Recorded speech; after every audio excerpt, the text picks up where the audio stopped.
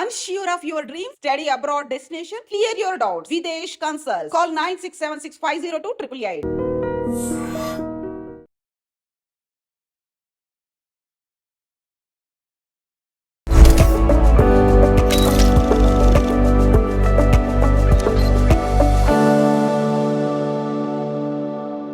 ప్రముఖ orthopedician and robotic surgeries especially joint రీప్లేస్మెంట్స్లో ఆయన దిట్ట అంతే.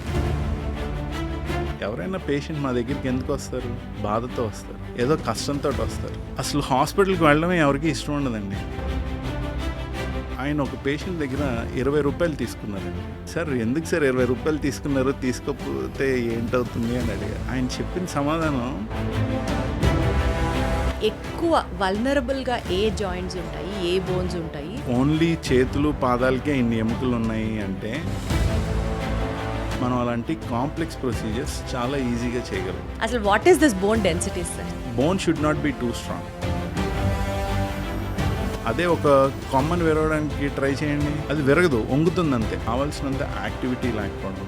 వైటమిన్ డి రోల్, ఊపిరి తీసుకున్నాక ఆక్సిజన్ ప్రతి అణువుకి వెళ్ళడం ఎంత ఇంపార్టెంటో, ఈ కాల్షియం కూడా ప్రతి సెల్కి సప్లై అవ్వడం అంతే ఇంపార్టెంట్. ఆ ట్రాన్స్పోర్ట్ మెకానిజం చైన్లో ఎక్కడ ఫాల్ట్ ఉన్నా బోన్ మెత్తబడిపోతుంది. యోగా చేయాలా, రెసిస్టెన్స్ ట్రైనింగ్ చేయాలా, ఏం చేస్తే ఎక్కువ బోన్ హెల్త్కి మంచిది? రోజు 2 గంటలు జిమ్లో కూర్చోమని చెప్పాలి, లేకపోతే నవ్వుతూ 4 మెతుకులు తింటాం అన్నది మోస్ట్ ఇంపార్టెంట్. నార్మల్గా ఒక నీ రీప్లేస్మెంట్ సర్జరీకి రోబోటిక్ నీ రీప్లేస్మెంట్ సర్జరీకి ఏంటి sir difference? Robotic knee replacement surgeries మీద నీ ఒపీనియన్ ఏంటి అని ఎవరైనా నన్ను అడిగితే అది పెద్ద బోగస్ అని చెప్తాను. Conventional knee replacement surgery is a very very good surgery. Doctor Chakravarthy అంటే ఆ డాక్టర్ మీద ఒక పర్సెప్షన్ ఉంటుంది. అర్జున్ రెడ్డిలో డాక్టర్ని చూస్తే అమ్మ బాబోయ్, డాక్టర్స్లో కూడా ఇంత అగ్రెసివ్గా ఉంటారా అని ఇంకొక పర్స్పెక్టివ్ ఉంటుంది. వీళ్ళిద్దరి గురించి నేను మాట్లాడను, కానీ ఇప్పుడు నేను ఇంటర్వ్యూ చేయబోతున్న డాక్టర్ ఈజ్ ఆల్ టుగెదర్ ఆ న్యూ పర్సనాలిటీ టు మీ. ఇంత కామ్గా, ఇంత సటిల్గా, బీయింగ్ ఇన్ టు మెడికల్ ప్రొఫెషన్లో ఉంటూ కూడా చాలా ప్రశాంతంగా ఒక ప్యాంటు షర్టు వేసుకున్న ఒక మోడర్న్ బాబాలాగా కూడా మాట్లాడచ్చా అన్న యాంగిల్ ఆయనతో మాట్లాడిన తర్వాతే నాకు అర్థమైంది. And he's doctor Ravichandra Vattipalli గారు, ప్రముఖ orthopedician and robotic surgeries especially joint రీప్లేస్మెంట్స్లో ఆయన దిట్ట అంతే. బోన్ హెల్త్ గురించి ఇంకా ఇతరత్ర విషయాలు, especially robotic knee replacement surgery గురించి డీటెయిల్గా మాట్లాడదాం ఇవాళ పాడ్కాస్ట్లో. హలో రవి గారు, ఎలా ఉన్నారు? Thank you madam, thank you for your nice words. మీ మాటలు వింటే కడుపు నిండిపోయిందండి, వాళ్ళు భోజనం అక్కర్లేదు. Thank you madam. సార్, ఈ 5-10 minutes before the interview start అవ్వక ముందర మన చిన్న కాన్వర్జేషన్లోనే అర్థమైపోతుంది కదా గెస్ట్ ఎలాంటి వాళ్ళది. యాక్చువల్లీ నేను వేరే ఇంట్రొడక్షన్ రాసుకున్నా, బోన్స్ చాలా ఇంపార్టెంట్, బోన్ హెల్త్ కొంచెం ఇలా చేయాలి, వృద్ధాప్యంలోనే కాదు యంగ్ ఏజ్లో కూడా అందరికీ నొప్పులు వచ్చేస్తున్నాయి, ఈ రకంగా ఇంట్రొడక్షన్ స్టార్ట్ చేద్దాం అనుకున్నా.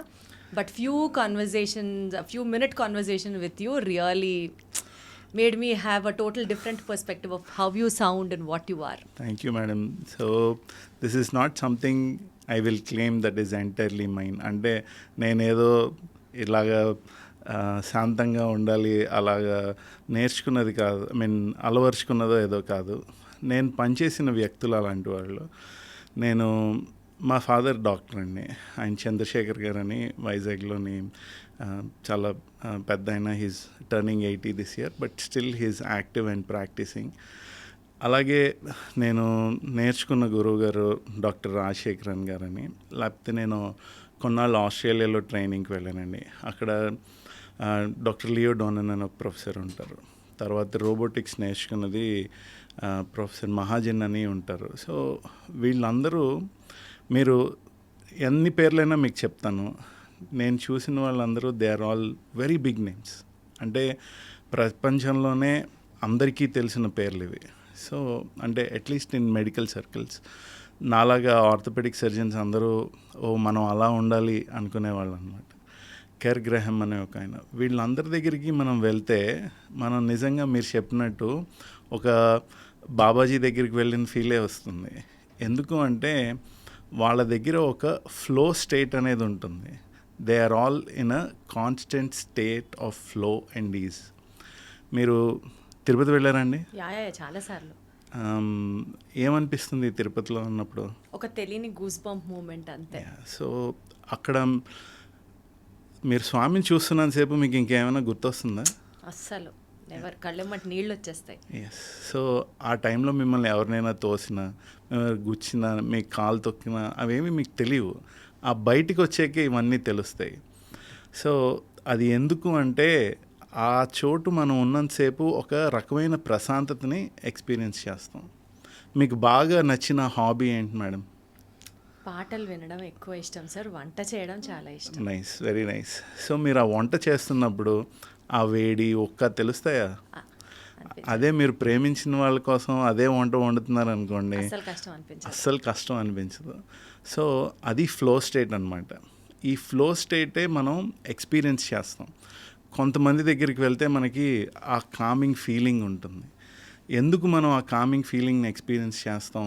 ఆర్ మనం స్వతహాగా ఇప్పుడు కొంతమంది పిల్లలు మొబైల్ ఫోన్స్ చూస్తూనే ఉంటారు, ఓకే, గేమ్ ఆడుతూనే ఉంటారు. మనం వాళ్ళకి ఎంత చెప్పినా వాళ్ళు అది ఆపరు. ఎందుకంటే they are experiencing a flow state while doing that. అలాగే కొంతమంది పిల్లలు బొమ్మలు గీస్తూ ఉంటారు. రే బాబు కాగితాలు పోతున్నాయి ఆపరా అన్నగా ఆపడు. అలాగే పుస్తకం చదువుతూ ఉంటారు. That is because they are experiencing a state of flow అంటాం అన్నమాట. సో ఈ ఫ్లో స్టేట్ ఎవరైతే వాళ్ళు ఎక్స్పీరియన్స్ చేయడం ఎంత ఎక్స్పీరియన్స్ చేస్తారంటే it goes beyond them. So అలాంటి చోట యూ ఎక్స్పీరియన్స్ పీస్. ఇదంతా ఎందుకు చెప్తున్నానంటే యాజ్ ఎ డాక్టర్ నేను బాగా గాబరాగా ఆందోళనగా ఉన్నాను అనుకోండి, మా దగ్గర డెలివర్ యువర్ బెస్ట్. అయ్యో అంతేకాదండి, ఎవరైనా పేషెంట్ మా దగ్గరికి ఎందుకు వస్తారు? బాధతో వస్తారు, నొప్పితోటి వస్తారు, ఏదో కష్టంతో వస్తారు. మేము వాళ్ళని కంగారు పెట్టి గాబరా పెట్టి రెండు తొందరగా కూర్చోండి అని చెప్పి, లేకపోతే జరగండి అని హడావుడి పెట్టామనుకోండి, అసలు హాస్పిటల్కి వెళ్ళడమే ఎవరికి ఇష్టం ఉండదండి. Nobody enjoys going to a hospital. ఎందుకు అంటే పోలీస్ స్టేషన్ అన్నా హాస్పిటల్ అన్నా మనకు ఒక తెలియని భయం ఉంటుంది. హాస్పిటల్ మెట్లు ఎక్కుతున్నాం అంటేనే బీపీ పెరిగిపోయే వాళ్ళు చాలామంది ఉంటారు. అంతే కదండి. సో దాన్ని వైట్ కోట్ హైపర్ టెన్షన్ అంటారండి. సో డాక్టర్ని చూడగానే బీపీ పెరుగుతుంది. సో ఇవన్నీ యాంగ్జైటీ పెరుగుతాయి. And on top of that మీరు కలవబోతున్న డాక్టర్ మిమ్మల్ని ఇంకా కంగారు పెడుతున్నాడు అనుకోండి, all the more your disease is going to get worse. అలా కాకుండా మీరు వెళ్ళే హాస్పిటల్ ఎన్విరాన్మెంట్ చాలా బాగుంది అనుకోండి, కొంచెం విశాలంగా ఉంది, కూర్చోడానికి కంఫర్టబుల్గా ఉంది, కార్ పార్కింగ్కి మీకు ఈజీగా ఉంది. అపార్ట్ ఫ్రమ్ దిస్ మీరు మాట్లాడుతున్న డాక్టర్ మీతో కాసేపు మీరు చెప్పిన కష్టాన్ని వినగలిగాడు అనుకోండి, మీ సగం జబ్బు తగ్గిపోతుంది. 100% సార్. సో నేను చూసిన ఈ సక్సెస్ఫుల్ డాక్టర్స్ అందరిలోనూ నేను చూసింది అదండి. అదే క్వాలిటీని మీరు కూడా అలపరుచుకోవడానికి ప్రయత్నిస్తున్నానండి. You're almost there, sir. You're almost there, sir. Sir యాక్చువల్గా మనం నెక్స్ట్ ఇంకొక పాడ్కాస్ట్ ప్లాన్ చేద్దాం.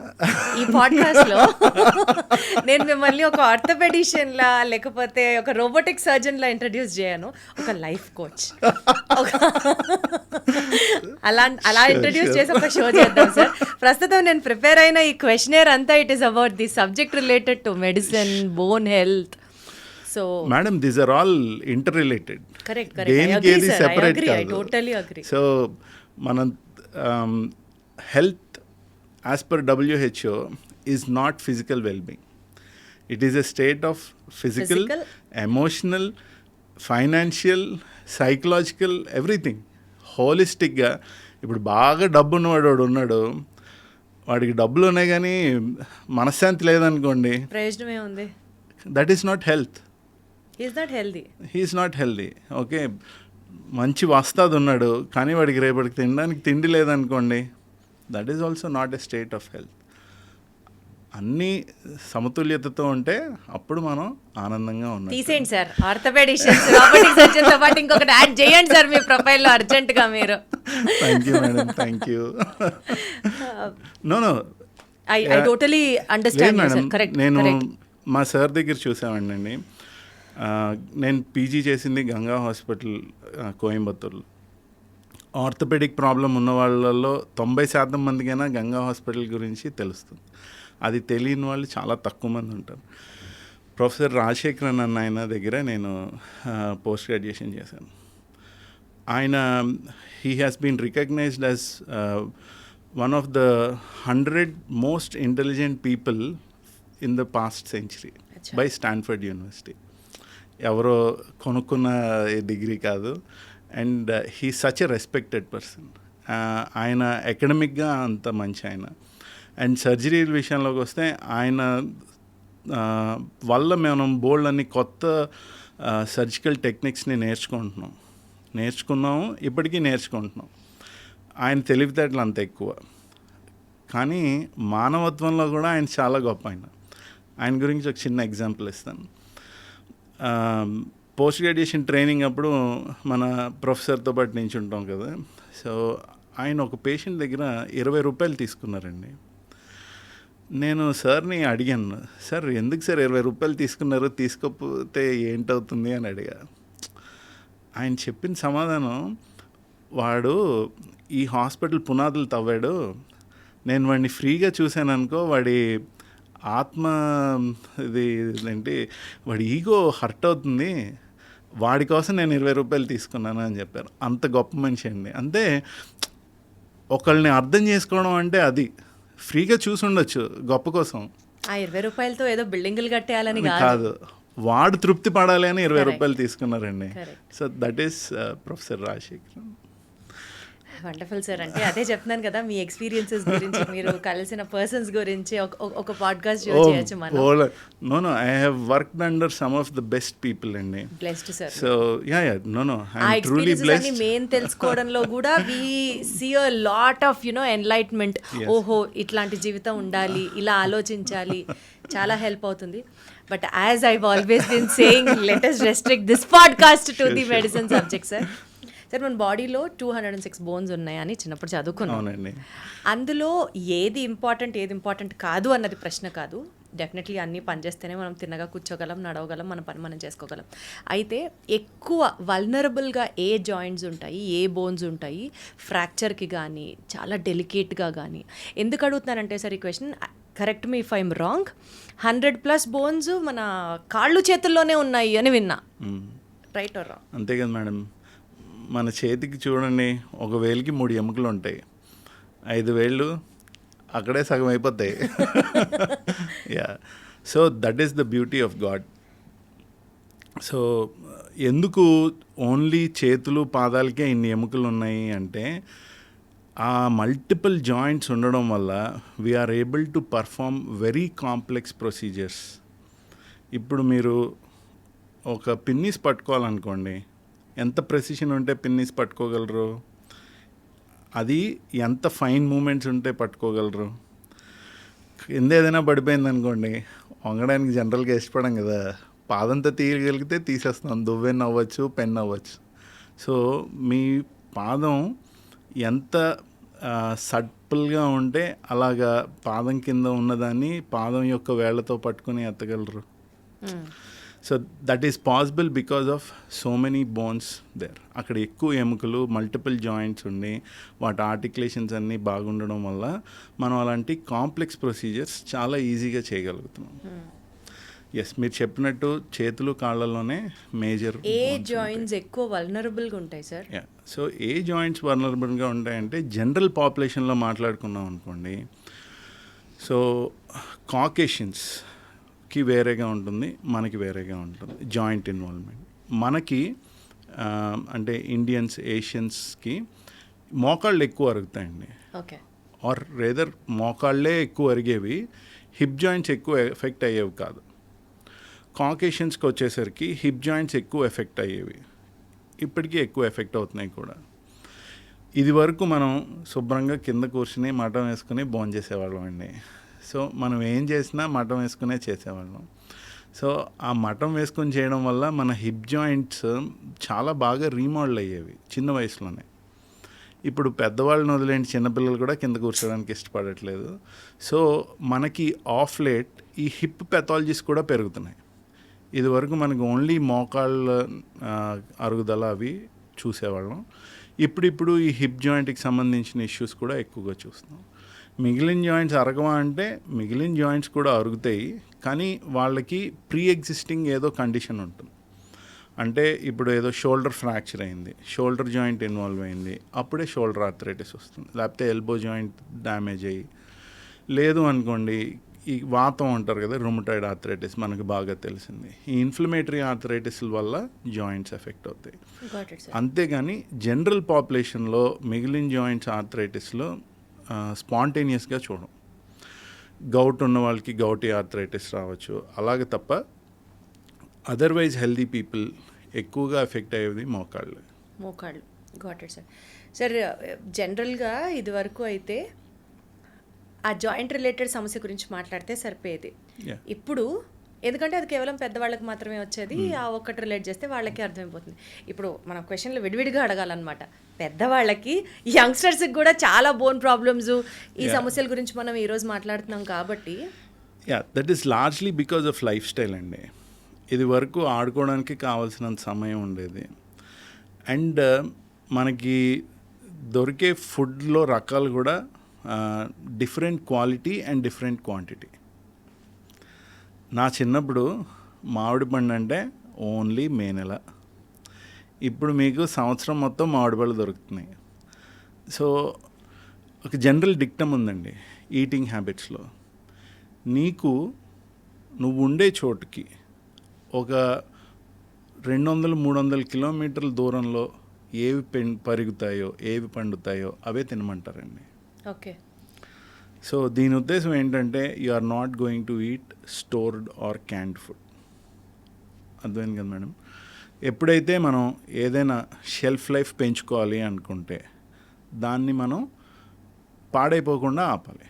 పాడైపోకుండా ఎలా ఆపుతాం? ప్రిజర్వేటివ్స్ యాడ్ చేస్తాం. సో ప్రిజర్వేటివ్స్ ఫ్రీ ఫుడ్ కావాలి అంటే మనకు ఒక 200-300 కిలోమీటర్ల దూరంలో విస్తీర్ణతలో ఏవేవైతే పెరుగుతున్నాయో అవే తిన్నాం అనుకోండి, మనం జనరల్గా హెల్తీగా ఉంటాం. సార్ ఫుడ్ గురించి ప్రత్యేకంగా నేను ఒక క్వశ్చనర్ అనుకున్నాను. సో ఫుడ్ టాపిక్ మాట్లాడినప్పుడు దాని గురించి డీటెయిల్గా మాట్లాడదాం. బట్ దానికంటే ముందు సార్, బోన్ డెన్సిటీ ఇది వరకు వయసు పెరిగే కొద్దీ తగ్గుతుంది అంటారు, కానీ ఇప్పుడు ఈ బోన్ డెన్సిటీ వయసు పెరుగుతుంటే తగ్గాల్సిన అవసరం లేదండి. లేదా సార్? రూల్ లేదా? అలాగేం లేదు. ఇందాక చెప్పాను కదా, my father is 80, he has perfect bone density, he's active. ఆయన వారానికి 3-4 రోజులైనా గ్యారంటీ వాకింగ్కి వెళ్తారు, అండ్ శుభ్రంగా మఠం వేసుకొని కూర్చుంటారు, అన్ని పనులు ఆయనే చేసుకుంటారు. మా మదర్ కూడా చాలా యాక్టివ్గా ఉంటారు. మా పెదనాన్నగారు 91 ఏళ్ళు 92 ఏళ్ళు ఉంటాయి. ఒక 3-4 ఏళ్ల క్రితం దాకా ఆయన శీర్షాసనం వేసేవారు. శీర్షాసనం వేస్తే కళ్ళు తిరుగుతున్నాయని ఆపేశారు. సో బోన్ ఏజ్ తోటి బోన్ హెల్త్ ఏం లేదు, యాక్టివిటీ తగ్గితేనే బోన్ హెల్త్ తగ్గుతుంది. అసలు what is this bone density sir? So bone density అంటే how strong is your bone. Okay, so bone should not be too strong. ఎముక మరీ గట్టిగా ఉందనుకోండి బ్రిటిల్గా అయిపోతుంది. ఇప్పుడు ఎండు పొల్లు ఉందనుకోండి ఈజీగా విరవచ్చు. అదే ఒక కొమ్మని విరవడానికి ట్రై చేయండి, అది విరగదు, వంగుతుంది అంతే. మనం యంగ్స్ మాడ్యులస్ ఆఫ్ ఎలాస్టిసిటీ అని చదువుకుంటాం కదా. సో అలాగే మన బోన్స్ కూడా it is not strong like steel. Okay, అంటే it is not very strong, it is malleable. అంటే మనకి సిచ్యువేషన్కి తగ్గట్టు అది చిన్నది బెండ్ అవ్వడానికి అవకాశాన్ని ఇస్తుంది. ఎప్పుడైతే ఆ ఆప్టిమల్ సాఫ్ట్నెస్ పోగొట్టుకుంటుందో మరీ బ్రిటిల్గా అయిపోతే విరిగిపోతూ ఉంటుంది. అలాగే కొన్ని జబ్బులు కూడా ఉన్నాయి, ఆస్టియోపెట్రోసిస్ అనేట్టు. అలాగే సబ్ఆప్టిమల్ స్ట్రెంగ్త్, ఇప్పుడు మనం ఆస్టియోపోరోసిస్ అని ఏదైతే ఎక్కువగా వింటున్నామో, ఈ ఆస్టియోపోరోసిస్ అంటే పోరస్ అంటే మరీ ఎక్కువ మెత్తగా ఉండడం అనమాట. ఆ ఎక్కువ మెత్తబడిపోవడం వల్ల అప్పుడు కూడా ఈజీగా విరిగిపోతూ ఉంటాయి. ఈ osteoporosis or decreased bone density, ఈ ఆస్టియోపోరోసిస్ రావడానికి యంగ్ ఏజ్లో అనుకోండి it is largely due to inactivity and nutrition. ఇప్పుడు వైటమిన్ డి తగ్గింది, ఎవరిని అడిగినా వైటమిన్ డి సార్. అసలు ఇండియాలో ఎవరికైనా ఉందా సార్ ప్రాపర్గా? మీరు ఎవరైనా చూసారా సార్? అసలు ఎవరు టెస్ట్ చేయించుకున్నా వైటమిన్ డి డెఫిషియన్సీ ఉందంటారు. దీనికి 2 కారణాలు మేడం. సో వైటమిన్ ఏ తెలుసు, వైటమిన్ సి తెలుసు, వైటమిన్ బి తెలుసు మనకి. ఈ వైటమిన్ బి లేకపోతే వైటమిన్ సి ఇవన్నీ they are just vitamins. But vitamin D is not just a vitamin, అది ఒక హార్మోన్ కింద కూడా పనిచేస్తుంది అనమాట. సో మనం వైటమిన్ డిని అదొక జస్ట్ బోన్స్ న్యూట్రిషనల్ సప్లిమెంట్ కింద చూడకూడదు. మనకి థైరాయిడ్ డెఫిషియన్సీ వస్తే TSHN లెవెల్ తగ్గుతుందని తెలుసు. షుగర్ అంటే ఇన్సులిన్ కావాల్సినంత సరిపోవట్లేదు బాడీలో అని తెలుసు. అలాగా vitamin D is also metabolic marker అనమాట. అంటే మనకి వైటమిన్ డి డెఫిషియన్సీ ఉంది అంటే మనకి తిండి సరిపోవట్లేదని కాదు. బాగా ఒబిస్గా ఉన్న వాళ్ళకి కూడా వైటమిన్ డి ఎందుకు తగ్గుతుంది? ఎండలో కూర్చోట్లేదు అంటారు. ఆఫ్రికాలో కూడా జనాలకి వైటమిన్ డి డెఫిషియన్సీ ఉంది ఇవాళ. ఇది నేను చెప్పింది కాదు, ఎల్సెవియర్ జర్నల్లో పబ్లిష్ అయిన ఆర్టికల్. ప్రపంచవ్యాప్తంగా పొల్యూషన్ పెరగడం వల్ల యూవీబీ రేస్ అంటే అల్ట్రావైలెట్లో యూవీబీ అనే ఒక కాంపనెంట్ ఉంటుంది. ఆ యూవీబీ అనేది ఈ పొల్యూషన్ వల్ల ఫిల్టర్ అయిపోతుంది. అది ఫిల్టర్ అయిపోవడం వల్ల మనకి ఈ వైటమిన్ డి అనేది స్కిన్లోని మెటబలైజ్ అవుతుందన్నమాట. So from A it gets transferred to another design called S B. ఆ ట్రాన్సిషన్కి కావాల్సింది సన్లైట్. ఆ సన్లైట్లో కావాల్సిన కాంపనెంట్ యూవీబీ. ఆ యూవీబీ ఫిల్టర్ అయిపోవడం వల్ల మనకి కొంచెం వైటమిన్ డి డెఫిషియన్సీ వస్తుంది. అపార్ట్ ఫ్రమ్ దట్, అదే ప్రైమరీ రీజన్ కాదు. Another reason is metabolic issues, అంటే కావాల్సినంత యాక్టివిటీ లేకపోవడం వల్ల. సో ఇవాళ మనకి ఉండే షుగర్ ఉంది, బీపీ ఉంది, థైరాయిడ్ ఉంది, పీసీఓడి ఉంది, ఇవన్నీ వింటున్నాం కదా. ఒక్కొక్కరికి అన్నీ ఉంటున్నాయి. అంటే వాళ్ళకి 5 జబ్బులు ఉన్నట్టు కాదండి. Metabolic syndrome, yes correct, metabolic disorders ఇవి.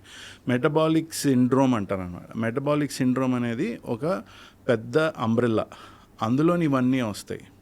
సో వీటన్నిటికీ మేజర్ కారణం not having sufficient activity. So మనం అంటే సార్ ప్రాపర్ యాక్టివిటీ లేకపోతే మెటబాలిక్ డిజార్డర్స్ వస్తాయి. అంతే, మనం తిన్నది అరగట్లేదండి, ఆర్ అంటే అరగగలిగే దానికన్నా ఎక్కువ తింటున్నాం. సగానికి సగం జబ్బులు అన్ని మెటబాలిక్ డిజార్డర్స్ అయితే. Definitely madam. Thyroid, diabetes, hypertension.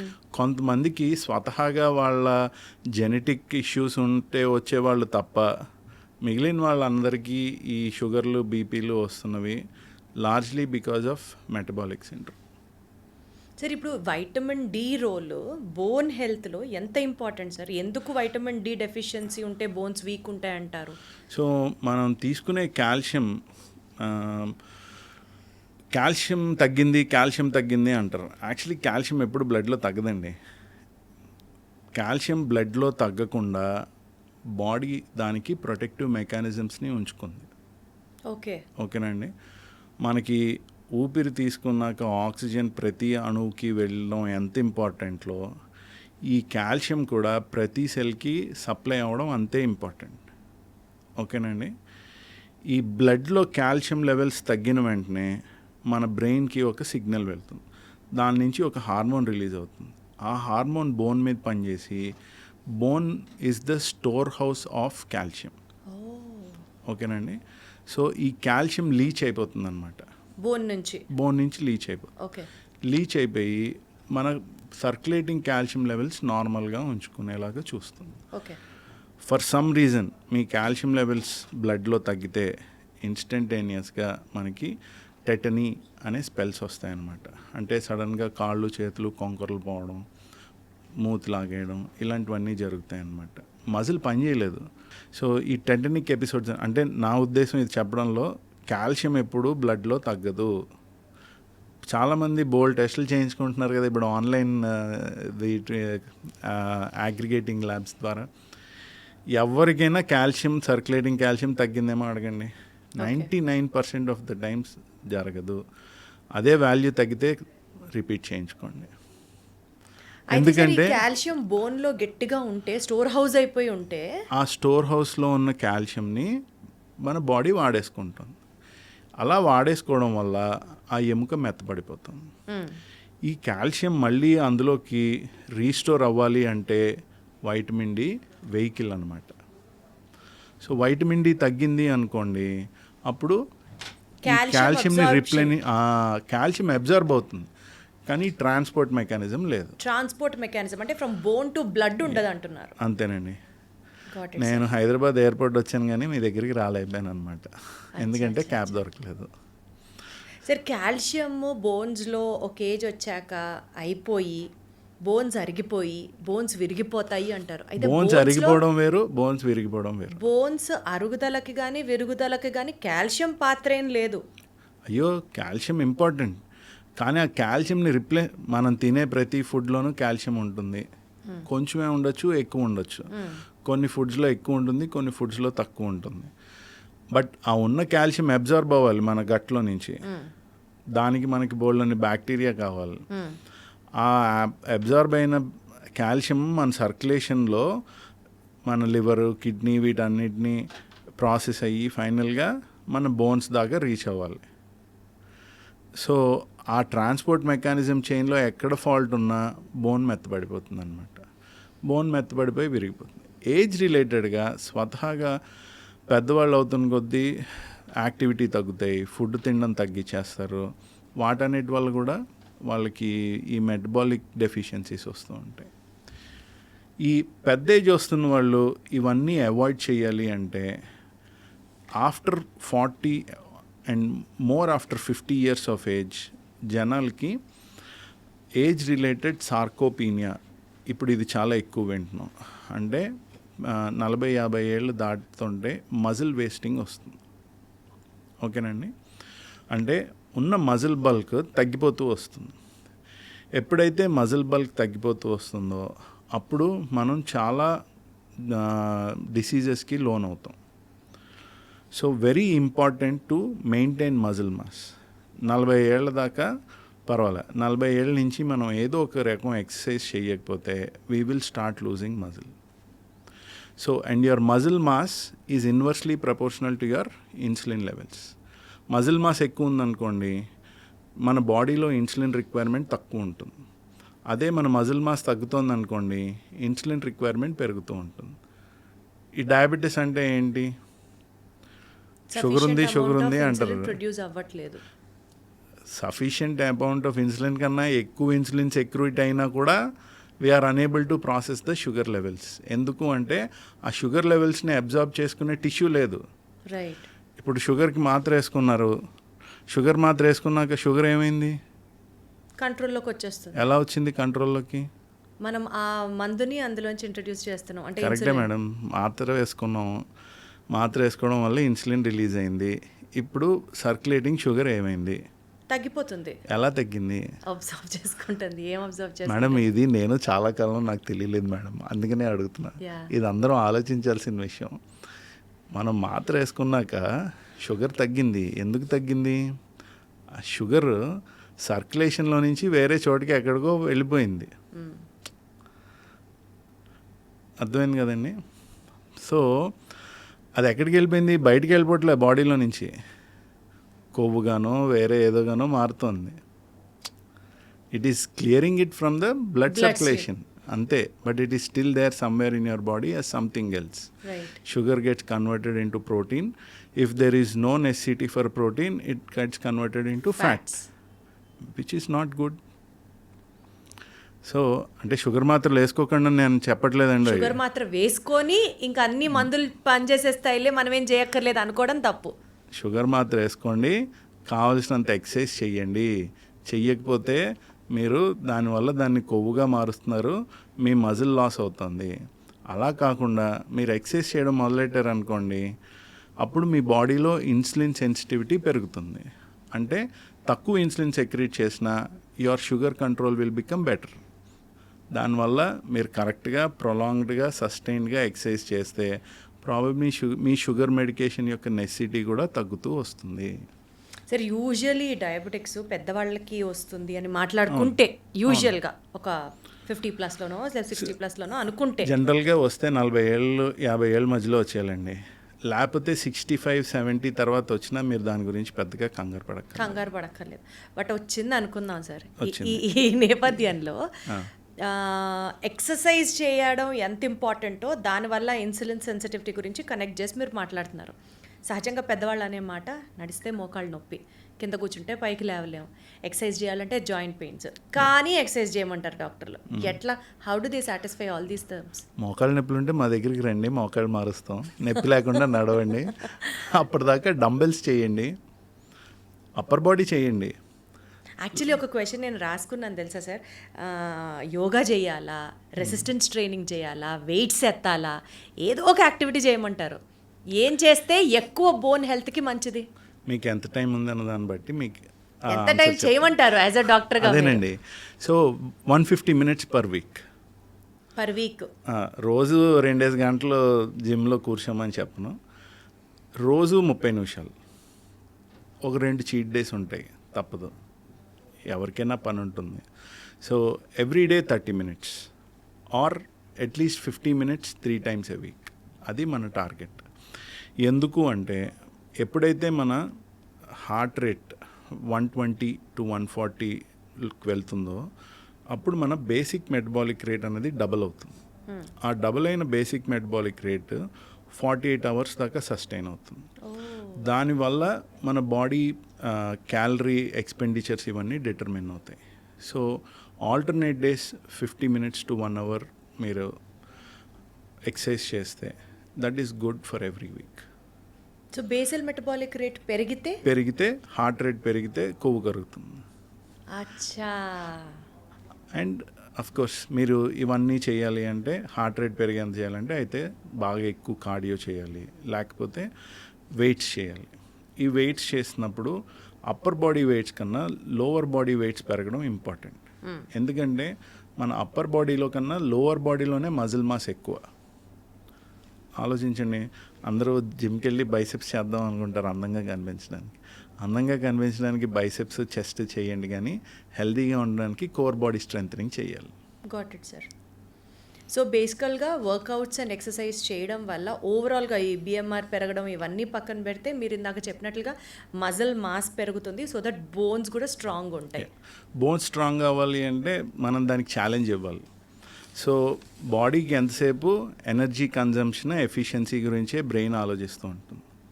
ఇప్పుడు మనం నడవట్లేదు అనుకోండి, okay, let us not expend energy on his bones for his legs.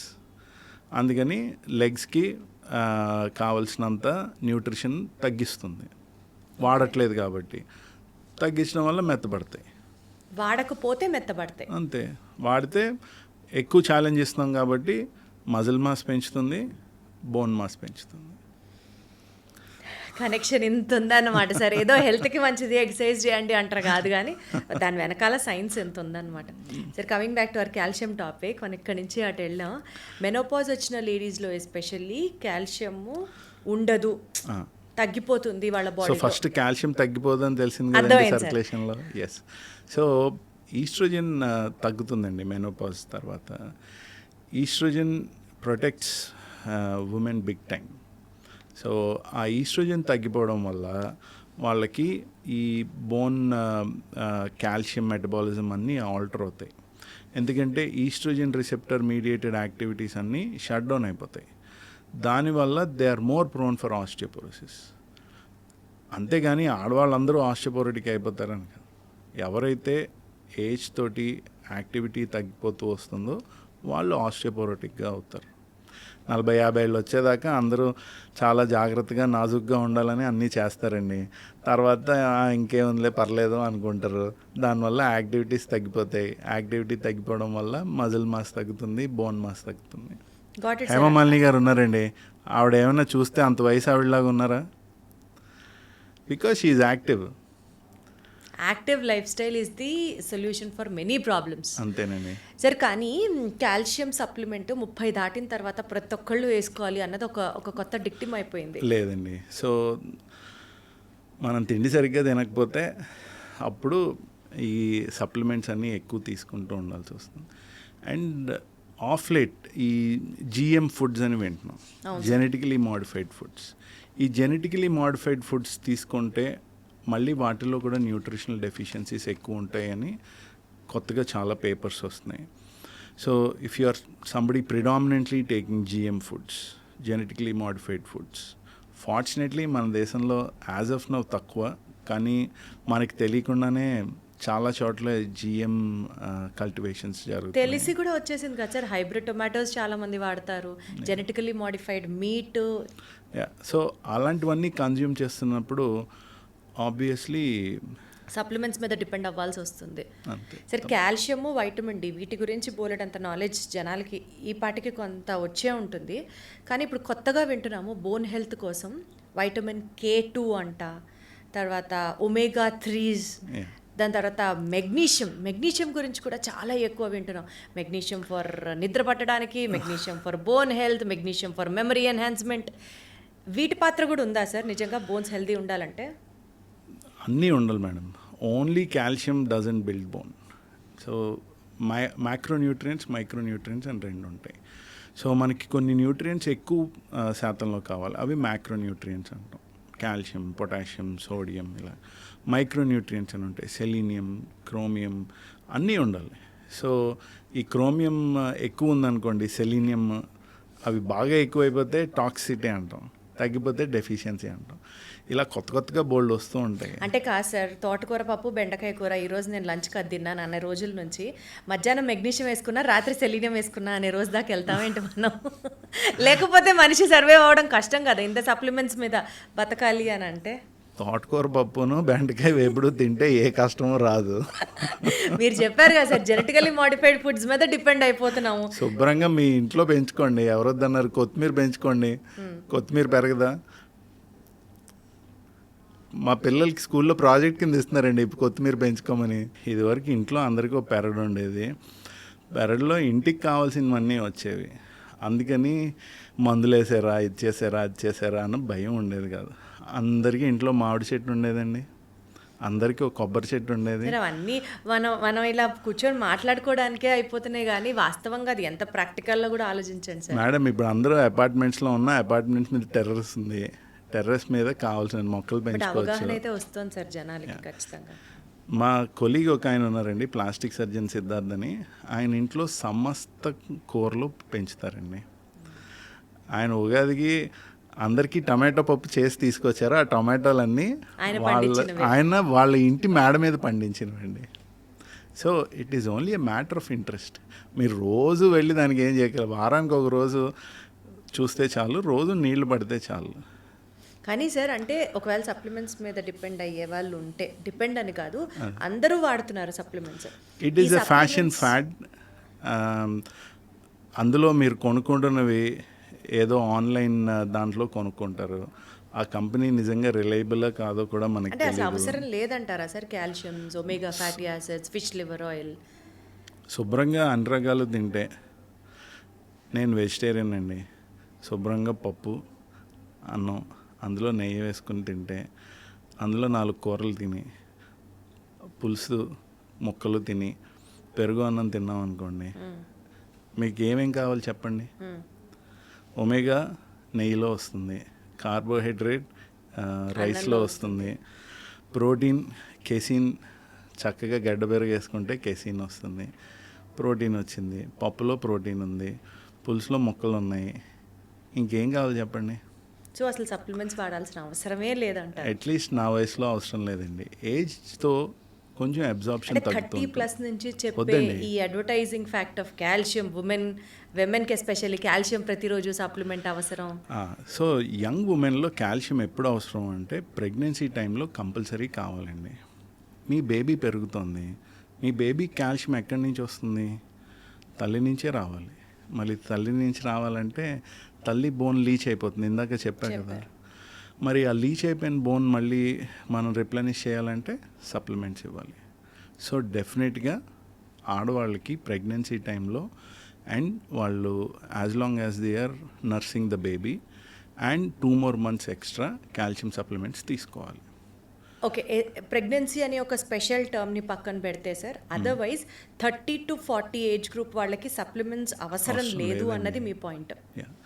Until and unless they are sick, వాళ్ళకి ఏదో సిక్ అయ్యి రికవర్ అవుతున్న టైంలో కొంచెం బెటర్గా రికవర్ అవ్వడానికి సప్లిమెంట్స్ కావాలి తప్ప ఇప్పుడు యాంటీబయాటిక్స్ వేసుకున్నాం అనుకోండి, ఇప్పుడు యాంటీబయాటిక్ అనేది ఒక బ్యాక్టీరియా మీదో వైరస్ మీదో యాక్ట్ చేసింది అంటే మన సెల్స్ మీద కూడా ఎంతో కొంత యాక్ట్ చేస్తుంది కదా. సో మన మెటబాలిజం కూడా ఎంతో కొంత డిస్టర్బ్ అవుతుంది. ఆ డిస్టర్బెన్స్ని ఓవర్కమ్ చేసుకోవడానికి వైటమిన్స్ సప్లిమెంట్స్ తీసుకోవాలి. ఉత్తినే రోజు భోజనం చేస్తున్నట్టు ఒక సినిమా దానికి కూడా ఉంటుందండి. ఎంత హోలిస్టిక్ గా తెలుసా సార్, పొద్దున పూటే బ్రేక్ఫాస్ట్ అయిన తర్వాత ఒక సప్లిమెంట్ తీసుకోవాలి, లంచ్ చేశాక బోన్ చేశాకే తీసుకోవాలి, నిద్రపోయే ముందరే మెగ్నీషియం వేసుకోవాలి. మీరు జంబలగడ బొమ్మని సినిమా చూశాను, చూసారండి? అందులో లాస్ట్లో ఫ్యూచర్లోకి తీసుకెళ్ళినట్టు చూపిస్తాడు. అందులో భోజనం అంటే మాత్ర వేసుకొని అదే సార్, చూపిస్తాడు. ఆదిత్య 369 లో అంతే, అదే గుర్తొచ్చి అడిగాను. దేవుడి దయ వల్ల అలాంటి పరిస్థితుల్లోకి మనం వెళ్ళకూడదు. హాయిగా మనకున్నది మనం తింటే తృప్తిగా చాలండి.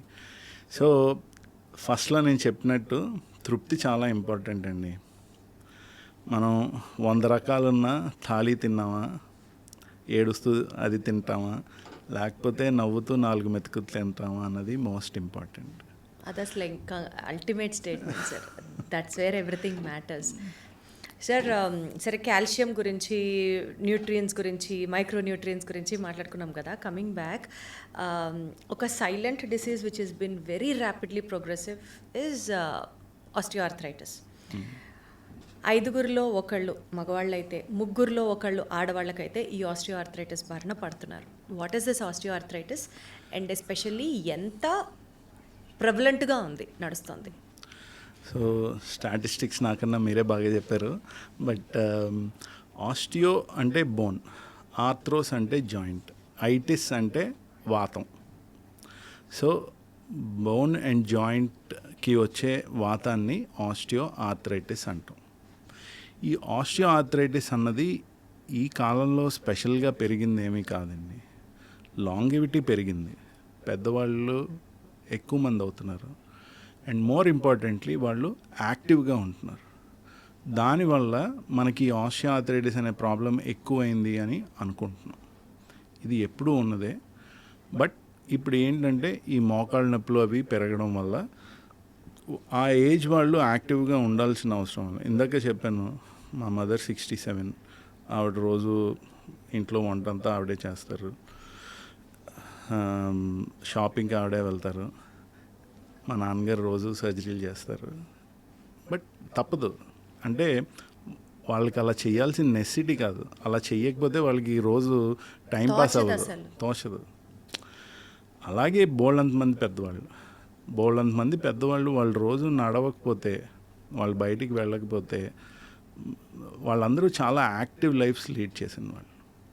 సో రిటైర్ అయిపోయాక ఇంట్లో కూర్చో అంటే వాళ్ళ మెదడు దానికి ఒప్పుకోదు. They are all very cerebrally active people. అంటే సార్, ఈ ఆస్టియోఆర్థరైటిస్ ఒక ఏజ్ వచ్చాకే రావడం కాదు, ఇప్పుడు అందరిలో కనిపిస్తుంది అనుకుంటా? లేదమ్మా, ఏజ్ రిలేటెడ్ వచ్చేదాన్ని ఆస్టియోఆర్థరైటిస్ అంటాం. సో దెబ్బ తగిలి అరిగిపోయింది అనుకోండి, దాన్ని ట్రామాటిక్ ఆర్థరైటిస్ అంటాం. వాతం వల్ల వచ్చేదాన్ని ఇన్ఫ్లమేటరీ ఆర్థరైటిస్ అంటారు. ఆస్టియోఆర్థరైటిస్ మనం ఈజీగా అర్థం చేసుకోవాలి అంటే వయసుతో వచ్చే అరుగుదల. సరే, ఇప్పుడు HbA1c టెస్ట్ చేస్తారు కదా, గ్లూకోజ్ ఉందా లేదా అన్నది, అంటే ఎంత కాలంగా యావరేజ్ తీసి చూస్తారు. ఆ రిపోర్ట్స్లో ఇప్పుడు వీళ్ళకి ఫ్యూచర్లో డయాబెటీస్ వస్తుంది అని కూడా చెప్పగలుగుతున్నారు. ఈ మార్కర్స్, ఈ రేటింగ్ ఉన్న వాళ్ళకి, ఐ మీన్ ఈ వాల్యూ ఉన్న వాళ్ళకి ఫ్యూచర్లో వాళ్ళకి వచ్చే అవకాశం ఉంది, they have to be very careful అని, కంట్రోల్ లెవెల్స్ని బట్టి. అట్లా ఆస్టియోఆర్థరైటిస్ ఫ్యూచర్లో, అంటే వీళ్ళు పెద్దవాళ్ళు అయితే వీళ్ళకి ఆస్టియోఆర్థరైటిస్ వచ్చే అవకాశాలు ఉన్నాయి అన్నది కూడా మేబీ ఒక 40-50 ఏజ్లో ఏదన్నా మార్కర్స్లో కానీ ఉన్నాయండి, కానీ they are not cost effective as of today. ఇప్పుడు HbA1c అనుకోండి, it is relatively cost effective. అంటే ఆ టెస్ట్ చేయించుకోవడం వల్ల మనం మాడిఫై చేయబోయే డిసీజ్ అవుట్కమ్ డిఫరెంట్.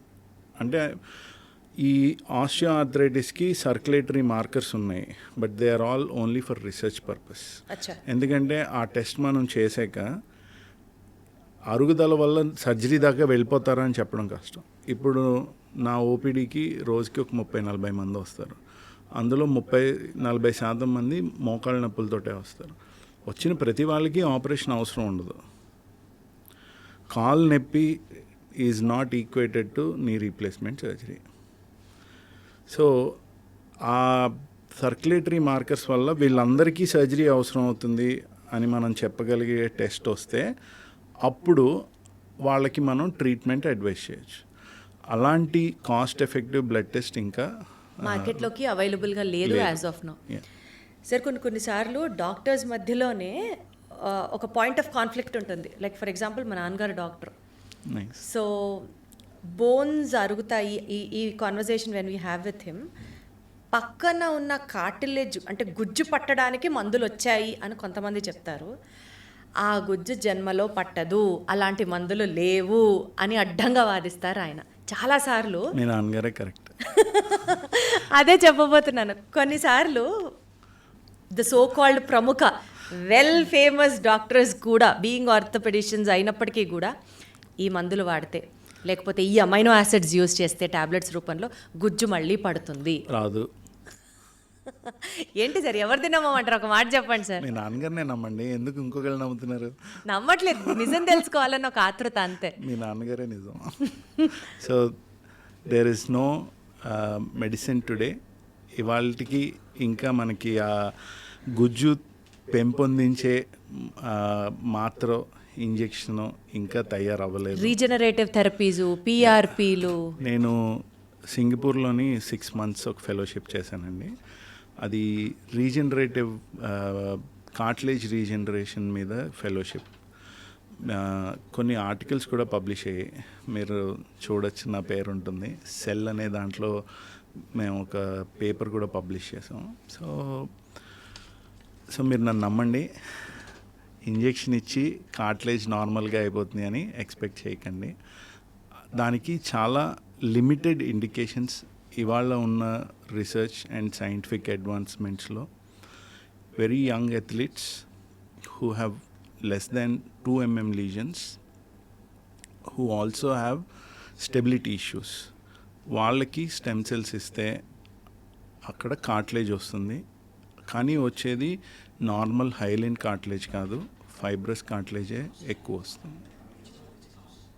సో 70 ఏళ్ళ వాళ్ళు గ్రేడ్ 3, గ్రేడ్ 4 ఆర్థరైటిస్ ఒక ఇంజెక్షన్ తీసుకుంటే ఒక 3 నెలల్లో మోకాలు నార్మల్గా అయిపోతుంది అనుకోవడం అపోహ అండి.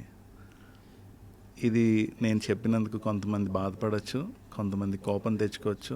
కానీ సార్ ఇప్పుడు మార్కెట్లో ఉన్న మందులు కనీసం వాడితే ఆ ఉన్న కార్టిలేజ్ అన్నా పాడవకుండా ఉంటుందా? ఆ స్టేట్మెంట్ అయినా కరెక్టా? నేను వాటి గురించి కమెంట్ చేయనండి. ఒకటి అడుగుతాను, చెప్పండి.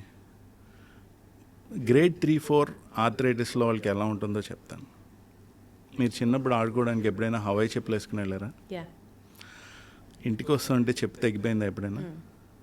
అప్పుడు ఎలా నడిచారో గుర్తుందా? అదే ఆ చెప్పులోనే ఒక రాయి కూడా ఉందనుకోండి, అప్పుడు నడుస్తుంటే ఎలా ఉంటుందో ఊహించుకోండి.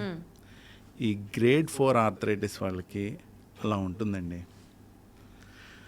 ఇప్పుడు మీరు ఇంటికి వచ్చి చెప్పు తెగిపోయింది, లోపల రాయి ఉంది, నడుస్తుంటే నొప్పిగా ఉంది అని చెప్పారనుకోండి, మీ ఇంట్లో వాళ్ళు నొప్పికి మాత్ర ఇస్తాను వేసుకో అన్నారనుకోండి, అది ఎంత అమాయకత్వం అండి. ఏం చేయాలి? చెప్పు కుట్టించాలి, రాయి తీసేయాలి. కరెక్ట్, సింపుల్ అండి. అందులో బోలెడంతా ఏమంటారు సార్, బోలెడంతా డెప్త్ ఉంది. అది అర్థం చేసుకున్న వాళ్ళకి అర్థమైనంత నాకు మనం అర్థం. ఇంకొకరిని కమెంట్ చేయకూడదండి. But hard facts are hard sir, always hard to take. So at least this is my take. నాకు తెలిసిన పరిధిలో this is the fact. Got it, sir. Sir, you are an expert in robotic knee replacement surgery. Coming to robotic surgeries, నార్మల్గా ఒక knee replacement సర్జరీకి robotic knee replacement సర్జరీకి ఏంటి sir difference? So ఒక 2 ఏళ్ల క్రితం రోబోటిక్ నీ రీప్లేస్మెంట్ సర్జరీస్ మీద నీ ఒపీనియన్ ఏంటి అని ఎవరైనా నన్ను అడిగితే అది పెద్ద బోగస్ అని చెప్పామండి. It is because I did not experience. ఓకేనా మేడం? మీరు అమెరికా వెళ్ళారా? అమెరికా ఒక్కటే వెళ్ళలేదు సార్. నేను వెళ్ళలేదండి. మనం అమెరికా చూడలేదని అమెరికా లేదంటే అది న్యాయమా? అమెరికా అన్నది ఒక పెద్ద బోగస్, ఏమీ లేదు, అది అందరూ చెప్తున్న కదా అని మనం అన్నాం అనుకోండి, అది ఎంత అవివేకం. కరెక్ట్. సో ఒక రోబోటిక్ నీ రీప్లేస్మెంట్ సర్జరీ చెయ్యకుండా ఆ రోబోటిక్ నీ రీప్లేస్మెంట్ సర్జరీ అనేది it doesn't make any difference అని కమెంట్ చేయడం అంతే అమాయకత్వం. Right. Conventional surgery is very good. ఓకేనా madam? Conventional knee replacement surgery is a very very good surgery. నేను గత 10 ఏళ్ళుగా కన్వెన్షనల్ నీసే చేశాను. I have very happy patients. Then why robotics? Why robotics is because I want better results. I have good patients with good outcomes. Now I want better outcomes. Right sir. మనం రోజు ఇవాళ దిగ్గానే నిలోఫర్లో ఛాయ్ తాగానండి. వాడు మస్కా బన్నది ఏదో ఇచ్చాడు, చాలా ఎక్సైటింగ్గా అనిపించింది. రోజు అదే పెట్టారనుకోండి, బోర్ కొడుతుంది. I want something better. I want better results. So అలాగా వీఆర్ గ్రోయింగ్, వీఆర్ ఇవాల్వింగ్. నా దగ్గర ఇది వరకు ఫీచర్ ఫోన్ ఉండేది. It was very good, I could communicate. Today I'm using a smart phone. ఎందుకు? అంటే మనకి చేంజ్ కావాలి, మనం ఇవాల్వ్ అవుతున్నాము. కాదు, I want better connectivity. Better connectivity, ఇదే సార్ ఈ పాయింట్ దగ్గరికి వస్తే. నేను చెప్తాను మేడం. సో ఎందుకు రోబోటిక్స్ కావాలి అన్నది నేను చెప్తా. So there are 3-4 reasons. చాలామంది పిల్లలు వాళ్ళ పేరెంట్స్తో ఉండే టైం ఉండదు వాళ్ళకి. వీళ్ళు ఎక్కడో వేరే చోట పనిచేస్తుంటారు, పేరెంట్స్ వేరే చోట ఉంటారు. ఇలాంటి మేజర్ సర్జరీస్ అవుతున్నప్పుడు పేరెంట్స్ వాళ్ళతో పాటు ఉండాలని పేరెంట్స్ ఎక్స్పెక్ట్ చేస్తారు, పిల్లలు కూడా వాళ్ళకి తోడు ఉండాలని ఎక్స్పెక్ట్ చేస్తారు. సర్జరీ అవగానే వెళ్ళిపోవాలనుకోరు. వాళ్ళంతటి వాళ్ళు వాళ్ళ పనులు చేసుకునేదాకా ఉంటేనే తృప్తిగా ఫీల్ అవుతారు. కన్వెన్షనల్ సర్జరీ చేస్తే రికవరీ టైం ఒక 6 weeks 3 months దాకా పట్టచ్చు. కొంతమందిలో బాగా ఎక్కువ డ్యామేజ్ ఉంటే 6 months దాకా కూడా పట్టచ్చు. రోబోటిక్ సర్జరీ చేస్తే మనం సాఫ్ట్ టిష్యూ డ్యామేజ్ చాలా మినిమల్గా ఉంటుంది కాబట్టి ఫాస్ట్గా రికవర్ అవుతారు. ఫిజియోథెరపీ చేయించుకునేటప్పుడు పెయిన్ చాలా తక్కువ ఉంటుంది. ఓకే. రోబోటిక్ సర్జరీ చేయించుకుంటే ఫిజియోథెరపీ అవసరం లేదు అని అనుకోకూడదు. ఇది వరకు 6 వారాలు ఫిజియోథెరపీ చేయించుకుంటే ఇప్పుడు 15-20 రోజులు చేయించుకుంటే చాలు. అచ్చా. సో మన రికవరీ టైం తగ్గింది. సో ఫస్ట్ రికవరీ టైం తగ్గుతుంది. మనతో పాటు ఇంకొకళ్ళని మనం ఇబ్బంది పెడుతున్నాం అని ఫీలింగ్ ఉండదు. ఎందుకు ఎక్స్ట్రా మనీ పే చేస్తున్నాం?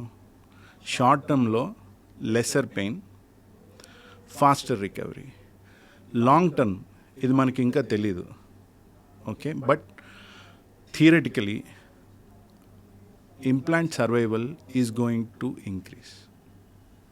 ఇది వరకు కన్వెన్షనల్ నీ సర్జరీ 15-20 ఏళ్ళు వస్తే ఇది 25 ఏళ్ళ కన్నా ఎక్కువ వస్తుంది అని ఇంకొక ఇది. బట్ మనం అది ఆ 25 ఏళ్ళలో 30 ఏళ్ళలో చూస్తే కానీ దాన్ని మనం comment on it. But short term definitely less pain, faster recovery. చాలామంది నీ రీప్లేస్మెంట్ చేయించుకోకపోవడానికి కారణం వాళ్ళ చుట్టాలు ఎవరో చేయించుకుంటారు. ఆ ఫిజియోథెరపీ అప్పుడు వాళ్ళ అరుపులు కేకలు చూసి ఈ నొప్పి భరించడమే సుఖం అనుకుంటారు. రోబోటిక్ సర్జరీ చేయించుకుంటే మీ మజిల్ అనాటమీ కాన్ఫిగరేషన్ ఎక్కువగా మారదు. దానివల్ల మీ సాఫ్ట్ టిష్యూ డిస్టార్ట్ అవ్వదు. దానివల్ల physiotherapy is largely painless. Sir మీరు చెప్పేది మెడికల్ పరంగా నాకు అర్థమవుతుంది. బట్ నా question, suppose if I'm not affordable for a robotic surgery, conventional surgery చేస్తే కన్వెన్షనల్ సర్జరీ ఈజ్ గుడ్. నేను ఇందాక చెప్పిందే రోబోటిక్ సర్జరీ ఈజ్ బెటర్. ఆ రిజల్ట్ పరంగా మాట్లాడితే రెండు ఈక్వలే మళ్ళీ? నో డిఫరెన్స్ ఉంటుంది. సో దీనికి మేము ఒక స్టడీ చేస్తున్నామండి. మేము గత 1.5 years, more than 1 year we have been practicing robotics. So ఈ రోబోటిక్స్ మేము more than 1 year we have been doing. We are close to 200 surgeries now. So data లేకుండా ఏమీ మాట్లాడకూడదండి ఇవాళ. మేము ఈ అందరు పేషెంట్స్ని అనలైజ్ చేసుకుంటూ వస్తున్నాం. Single surgeon, same implant, robotic surgery versus conventional surgery. అంటే కన్వెన్షనల్ సర్జరీ చేయించుకున్న వాళ్ళకి రికవరీ ఎలా ఉంది, రోబోటిక్ సర్జరీ చేయించుకున్న వాళ్ళకి రికవరీ ఎలా ఉంది అన్న దాని మీద ఒక స్టడీ చేస్తున్నాం. సో దీనికి ఆక్స్ఫర్డ్ నీ స్కోర్ అని ఒక స్టాండర్డ్ స్కోరింగ్ సిస్టమ్ ఒకటి ఉంటుంది.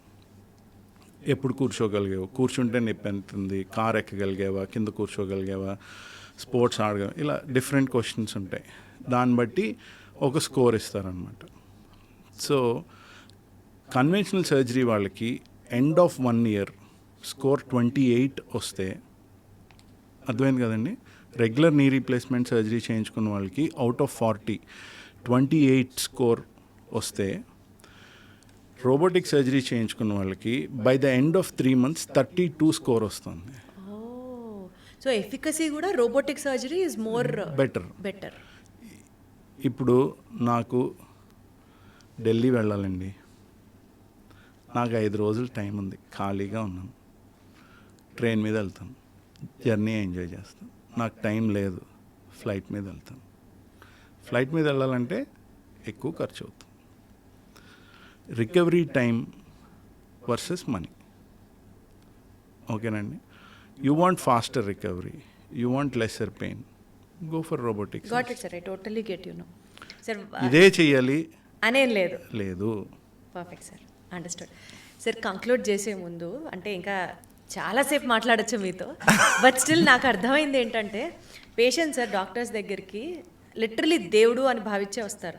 వాళ్ళ కష్టాలు చెప్పుకుంటారు, వాళ్ళ ప్రాబ్లమ్స్ చెప్పుకుంటారు. ఒక మనిషి మన బాధ వింటున్నాడు అని ఒక నమ్మకంతోనే వస్తాడు. ఇది కాకుండా మీరు ఎవ్రీడే ఇన్ని సర్జరీలు చేసి, ఇందాకే చెప్పారు 200 రోబోటిక్ సర్జరీలు చేశారంటే, నార్మల్ సర్జరీలు ఇంకెన్నో చేసి ఉంటారు. అంటే every day you deal with blood, emotions, మనసు, కష్టాలు, పీపుల్ అరౌండ్ యూ. ఇవన్నీ పక్కన పెడితే, even you have a family, మీకు అలసట ఉంటుంది, పొద్దున్నుంచి రాత్రి వరకు పనిచేస్తూనే ఉంటారు, even you want a break. ఇన్ని విషయాల్ని చూస్తూ ఉంటే ఏమనిపిస్తుంది sir? What is life to you? Life is all about gratitude. So మనం ప్రతిదానికి గ్రేట్ఫుల్గా ఉండాలండి. మనకి ఏది లేదు అన్న దాని మీద కాన్సన్ట్రేట్ చేయకూడదు, ఏముంది అన్న దాని మీద కాన్సన్ట్రేట్ చేయాలి. 5th floorకి వెళ్ళాలనుకోండి, first you have to acknowledge you're in 1st floor or ground floor. So అలాగే మనం ఎదగాలి అంటే ఫస్ట్ మనం ఉన్నదానికి సంతృప్తి పడాలి. నీకు ఉన్నదానికి హ్యాపీనెస్ని, గ్రాటిట్యూడ్ని ఎక్స్ప్రెస్ చేయగలగాలి, మనస్ఫూర్తిగా ఎక్స్ప్రెస్ చేయగలి. అప్పుడు then you can grow higher. So నాకు చాలా ఇష్టమైన కథ ఒకటి చెప్తానండి గ్రాటిట్యూడ్ గురించి. కొంతమందికి నచ్చుతుంది, కొంతమందికి నచ్చదు, కానీ అందరికీ బాగా అర్థమవుతుంది. సో ఒక ఊళ్ళో ఒక బాబాజీ ఉంటారండి. ఆయన రోజు దేవుడితో మాట్లాడతారు మధ్యాహ్నం 12 అని ఆ ఊర్లో జనాలందరికీ నమ్మకం. అయితే ఆ ఊర్లో ఒక అపార ధనికుడు ఉన్నాడండి. అలాగే ఒక ముష్టివాడు ఉన్నాడు. ఎంత ముష్టివాడంటే ఆయనకి పాపం ఒక గోచి తప్ప మరేదీ లేదు. సరేనండి. వీళ్ళిద్దరూ ఒకరోజు బాబాజీ దగ్గరికి వెళ్ళారు. పొద్దున్నే 9 తలుపులు తెరుస్తారంటే 8:30 కల్లా వెళ్ళి ధనికుడు కూర్చున్నాడు. 9:30కి ఈ పేదవాడు వచ్చాడు. బాబాజీ ధనికుడితో మాట్లాడుతున్నాడు. ధనికుడు నాకు భార్య, బిడ్డలు, సంపద అన్నీ ఇచ్చాడు, కానీ ఎంత ఇచ్చాడంటే ఇప్పుడు నేను అది హ్యాండిల్ చేయలేకపోతున్నాను. దయచేసి నాకు ఇస్తున్న ధనాన్ని ఇంకా ఆపమను, ఎందుకంటే నా పిల్లలు కూడా మేనేజ్ చేయలేకపోతున్నారు. వాళ్ళు ఏమైనా తప్పులు చేస్తారేమో, ఈ డబ్బు వల్ల ఏమైనా చెడు జరుగుతుందేమో ఎవరికైనా, నాకు భయంగా ఉంది, దయచేసి దేవుణ్ణి ఆపమను అని చెప్తాడు. బాబాజీ నవ్వుతాడు, సరే వెళ్ళు అని. నెక్స్ట్ పేదవాడు వస్తాడు. రివర్స్ అడుగుతాడు, డబ్బు కావాలి అని అడుగుతాడు. ఎంతసేపు వెయిట్ చేయాలి నీకోసం? ఆ డబ్బున్నవాడు వాడికి డబ్బు ఉందని అంతసేపు మాట్లాడతావు, ఇది నీకేమైనా ధర్మమా? నాకేమో ఇక్కడ ఒక గోచియే ఉంది, కనీసం నన్ను తొందరగా పంపించాలి అన్న ఇది లేదా? సరే ఏంటి నీ బాధ చెప్పు అంటే, నా దరిద్రమే నా బాధ, ఈ దరిద్రం నుంచి ఆ దేవుడు నన్ను బాగు చేయడా, ఉన్నవాడికే ఇంకా ఇస్తాడా అని అడుగుతాడు. సరేనండి. బాబాజీ, బాబు మధ్యాహ్నం రా 4కి, నేను 12కి మాట్లాడి చెప్తాను అంట. దానికి ఇప్పుడు 3:30కే వచ్చాడు. ఆయన పాపం ఈయన కారు అన్నీ ఉన్నాయి కాబట్టి తొందరగా రాగలిగాడు. ఆయన పాపం నడుచుకుని రావాల్సి వచ్చింది, కొంచెం లేట్గా వచ్చాడు. మళ్ళీ ధనికుడినే ముందు చూశాడు. ధనికుడికి చెప్పాట, నువ్వు ప్రతిదానికి దేవుణ్ణి పొగుడుతున్నావుట, అంటే నువ్వు అస్తమానం ఎవరినైనా మన ఇంటికి రావాలనుకోండి, ఎప్పుడు వెళ్తాం? వాళ్ళ ఇంటికి మనం వెళ్తే వాళ్ళు ఆనందిస్తారు, మనల్ని వాళ్ళు కోరుకుంటున్నారు అంటేనే వెళ్తాం. అస్తమానం నువ్వు దేవుణ్ణి నువ్వు ఇంత మంచివాడివి అంత మంచివాడివి అంటున్నావుట, అందుకని ఆయన నీ దగ్గరే ఉంటున్నాడు. ఆయన నీ దగ్గరే ఉండడం వల్ల నీకు అపార ధనం వస్తుంది. నీకు ధనం వద్దు కదా, దేవుణ్ణి పొగడ్డం మానే అన్నాడు. అంటే డోంట్ ఎక్స్ప్రెస్ గ్రాటిట్యూడ్. అయ్యా నేను అది చేయలేను, నాకు ఇవాళ 2 కాళ్ళు ఉన్నాయి, 2 చేతులు ఉన్నాయి, అన్నీ ఉన్నాయి, ఆయన్ని పొగడకుండా నేను ఉండలేను అంటే, నేను నీకేం చేయలేను, వెళ్ళిపో అంటాడు. నెక్స్ట్ ఈయన వస్తారు. వచ్చాక చికాకు పడతాడు, ఇంతసేపు వెయిట్ చేస్తావు ఏంటి? ఆయన ముందు వచ్చాడు, ఆయన్ని చూశాను, సరేలే నీ గురించి మాట్లాడాను. నువ్వు ప్రతిదానికి దేవుణ్ణి తిడుతున్నావుట. నువ్వు ఆయన అలా తిడుతూ అంటే ఆయనకు అర్థమవుతుంది ఏంటంటే, వీడికి నేను ఇష్టం లేదు, అందుకని నేను వీడి దగ్గరికి వెళ్తే మళ్ళీ ఏం చికాకు పడతాడో అని భయపడి ఆయన నీ దగ్గరికి రావట్లేదు అన్నాడు. ఏం చేయాలి అన్నాడు. దేవుడికి థ్యాంక్స్ చెప్పు, దేవుడిని పొగుడు, దేవుడిని మననం చేసుకో అన్నాడు. దేవుణ్ణా, దేనికి థ్యాంక్స్ చెప్పాలి? ఈ గోచికా అని అడిగట. అప్పుడే పెద్ద గాలి వచ్చి ఆ గోచి ఎగిరిపోయిందిటండి. అప్పుడు వాడు రియలైజ్ అయ్యాడు ఆ గోచి యొక్క గొప్పతనం ఏంటో. సో దీని అర్థం ఏంటి? మనం ఉన్న స్థితిని మనం ఫస్ట్ యాక్సెప్ట్ చేయాలి, దానికి తృప్తి పడాలి. తృప్తి పడాక ఆ తర్వాత ఎలా ఎదగాలి అన్నది ఆలోచించాలి. గ్రాటిట్యూడ్ ఉండాలంటే క్షమాభావన కూడా ఉండాలి. మీరు ఇందాక చెప్పారు కదా నెక్స్ట్ టైం పిలుస్తారని, అప్పుడు ఆ క్షమాభావన గురించి కథ చెప్తానండి. Right sir. సో చాలా విషయాలు మాట్లాడుకున్నాం. ఇన్ఫ్యాక్ట్ ఇది ఆపాలని లేదు, బట్ స్టిల్ ఇప్పటికే గంట దాటిపోయి ఉంటుంది. వినే వాళ్ళకి కూడా ఒక కంటిన్యూటీ ఉండాలి కాబట్టి మనం ఒక చిన్న బ్రేక్ తీసుకుందాం ఈ పాడ్కాస్ట్లో. బోన్ హెల్త్తో పాటు గ్రాటిఫికేషన్ గురించి అండ్ ఇంకా క్షమాభావాన్ని డెవలప్ చేసుకోవడం గురించి ఈ అన్ని అంశాలు చెప్పాను కదా సార్. మీరు డాక్టర్గా కన్నా కూడా ఒక మోడర్న్ బాబా లాగా ఈసారి పాడ్కాస్ట్లో కూర్చొని డిస్కస్ చేద్దాం.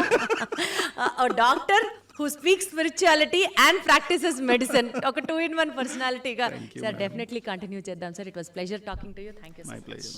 Thank you madam. మీ ఫాదర్ని అడిగానని చెప్పండి. తప్పకుండా. Thank you.